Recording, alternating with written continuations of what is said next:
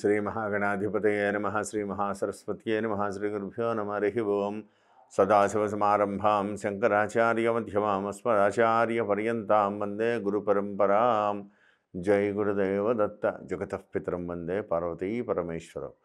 పరమేశ్వర స్వరూపమైనటువంటి సృష్టికి నమస్కారాలు చేస్తూ డిసెంబర్ 1వ తారీఖు నుండి జనవరి 1వ తారీఖు వరకు గల కర్కాటక రాశి వారికి డిసెంబర్ నెల మాస ఫలితాలు ఏ విధంగా ఉంటాయో మీకు నేను తెలియజేస్తాను. కర్కాటక రాశిలో పునర్వసు నక్షత్రంలో ఉన్నటువంటి 4వ పాదము, పుష్యమి నక్షత్రంలో ఉన్నటువంటి 4 పాదములు, అశ్లేష నక్షత్రంలో ఉన్నటువంటి 4 పాదములు కలిపి కర్కాటక రాశిగా చెప్పబడుతోంది. ప్రారంభములుగా ఇదు చతుర్థ కేంద్రమందు కేతువు డిసెంబరు 17వ తారీఖు వరకు కూడా 5వ స్థానమందు రవి, తర్వాత 6వ స్థానమందు రవి, 7వ స్థానమందు శనైశ్వరుడు, 6వ స్థానమందు రవి శుక్రుడు బుధుడు, భాగ్యమందు 9వ స్థానమందు భాగ్యస్థానమందు గురు భగవానుడు, రాజ్యమందు రాహువు, లాభమందు కుజుడు ప్రధానమైనటువంటి ఫలితాలను కూడా నిర్దేశింపబడుతున్నాయి.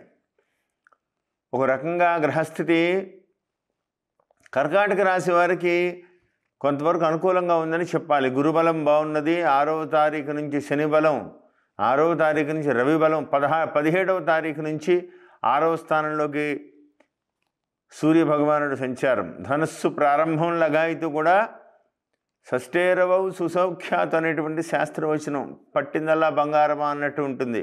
గురుబలం బాగున్నది, కుజబలం బాగున్నది, రాహుబలం బాగున్నది.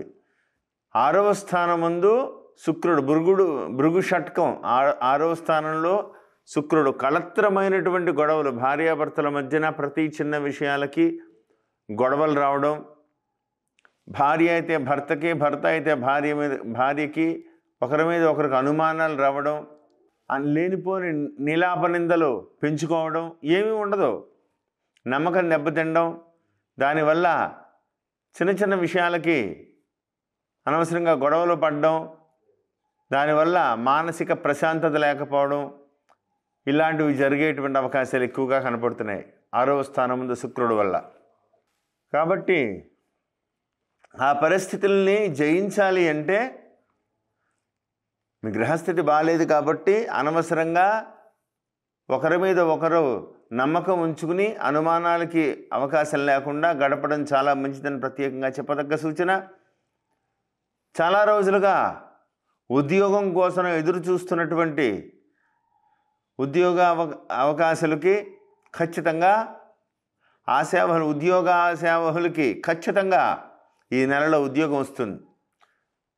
ఉద్యోగ ప్రయత్నాలు, ఉద్యోగంలో అభివృద్ధి కావాలనుకుని ప్రయత్నం చేసేటువంటి వాళ్ళకి, లేదా ప్రమోషన్ కోసం ప్రయత్నం చేసే వాళ్ళకి, లేదా కొత్త ఉద్యోగం కోసం ప్రయత్నం చేసే వాళ్ళకి చాలా మంచి సమయం అని చెప్పాలి. ఖచ్చితంగా ఆ దిశగా మీకు అడుగులు పడతాయి. మీరు అనుకున్న దాన్ని కూడా సాధిస్తారు. అయితే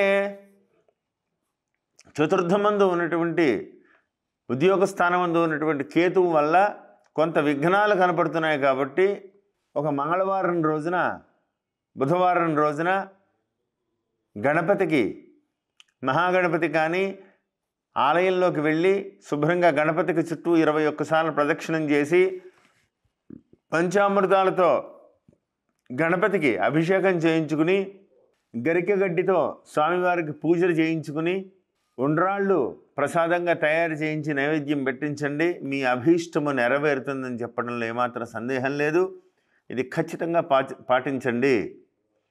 అర్ధాష్టమ కేతువు యొక్క ప్రభావం కొంత మీ మీద ఉన్నది.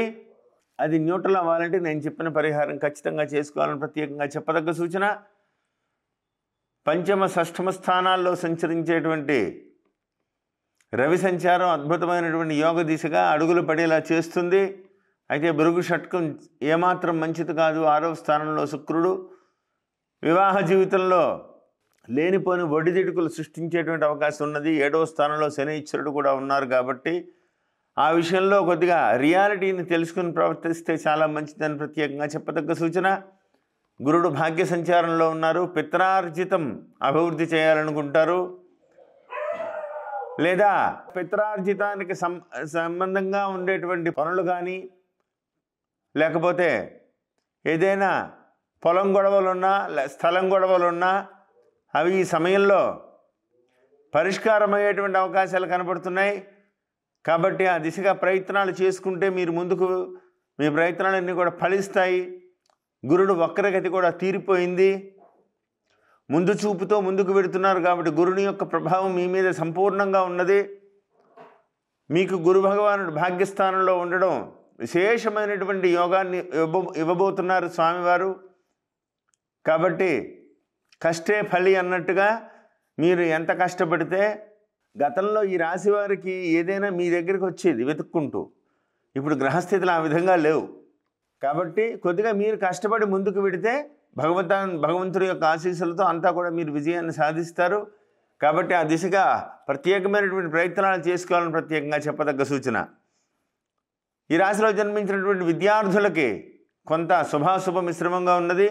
విద్యాస్థానంలో ఉన్నటువంటి కేతువు సంచారం, జన్మరాశి మీద ఉన్నటువంటి శనైశ్వరుని దృష్టి కొంత విద్యని అశ్రద్ధ చేయడం, లేకపోతే చదువుదాంలే చూద్దాంలే అనేటువంటి పోస్ట్ పోన్ చేయడం, ఇలాంటివి జరిగేటువంటి అవకాశాలు కనబడుతున్నాయి.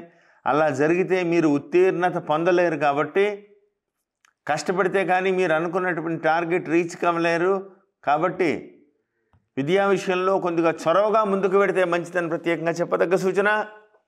ఉద్యోగస్తులకి స్థానచలనం కాదు, కానీ ప్రత్యేకమైనటువంటి అడిషనల్గా బాధ్యతలు మీకు అప్పగించి, అది ఈ బ్రాంచ్లో పనిచేస్తున్నవాడు ఇంకో బ్రాంచ్లోకి వెళ్ళి అక్కడ ఇక్కడ 2 పనులు చూడవలసి రావడం, లేదా కొద్ది రోజుల పాటు డెప్యుటేషన్ మీద అక్కడికి వెళ్ళి పనిచేసి మళ్ళీ వెనక్కి రావాల్సిన పరిస్థితులు రావచ్చు. అదనపు బాధ్యతలు స్వీకరించాల్సినటువంటి పరిస్థితులు వచ్చేటువంటి అవకాశాలు ఎక్కువ కనపడుతున్నాయి. పని ఒత్తిడి పెరుగుతుంది, కానీ దానికి తగ్గ ప్రతిఫలం కూడా మీరు అనుభవిస్తారు. మీ మాటకు విలువ పెరుగుతుంది. ఖచ్చితంగా మీకు ఉన్నతమైనటువంటి అవకాశం దొరుకుతుంది. కాబట్టి కష్టే ఫలి అనేటువంటి విషయాన్ని మీరు గుర్తుపెట్టుకుని ముందుకు వెళ్తే చాలా మంచిదని ప్రత్యేకంగా చెప్పదగ్గ సూచన. వ్యాపారస్తులకు అనుకూలమైనటువంటి పరిస్థితులు, లాభాలు విపరీతంగా లేకపోయినప్పటికీ కూడా రొటేషన్ బాగుంటుంది.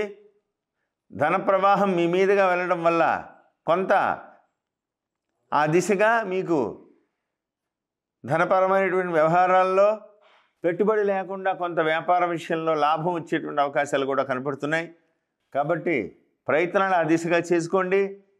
ఈ రాశిలో జన్మించినటువంటి స్త్రీలకి ఆరోగ్య విషయంలో 6వ స్థానంలో శుక్రుడు ఉన్నారు కాబట్టి కొంత మీ ఆరోగ్య విషయంలో, భర్త ఆరోగ్య విషయంలో కొంత ఒత్తిడి పెరిగేటువంటి అవకాశం కనబడుతుంది. ఆరోగ్య విషయంలో ప్రత్యేక శ్రద్ధ తీసుకోవాలని ప్రత్యేకంగా చెప్పదగ్గ సూచన. అర్ధాష్టమ కేతువు, వాహన, మాతృ, విద్యాస్థానాల్లో కేతు సంచారం, దానికి 7వ స్థానంలో ఉన్నటువంటి శనైశ్వరుని యొక్క దృష్టి కొంత తల్లిదండ్రుల ఆరోగ్య విషయంలో కానీ, చేస్తున్నటువంటి వృత్తి వ్యాపారాల్లో కానీ, వాహన విషయంలో కానీ కొంత అలజడి నెలకొంటుంది. కాబట్టి ప్రత్యేక శ్రద్ధ తీసుకుని ముందు చూపుగా ముందుకు పెడితే చాలా మంచిదని ప్రత్యేకంగా చెప్పదగ్గ సూచన. ఒక మంగళవారం రోజున ఉలవలు దానం చేయండి.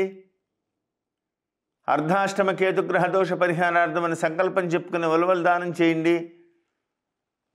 లేదా ఉలవలు నీళ్ళలో నానబెట్టి దగ్గరలో ఉన్నటువంటి గోశాలకు వెళ్ళి గోవుతో తినిపించండి. ఈ విషయంలో ఏమాత్రం అశ్రద్ధ చేయవద్దు.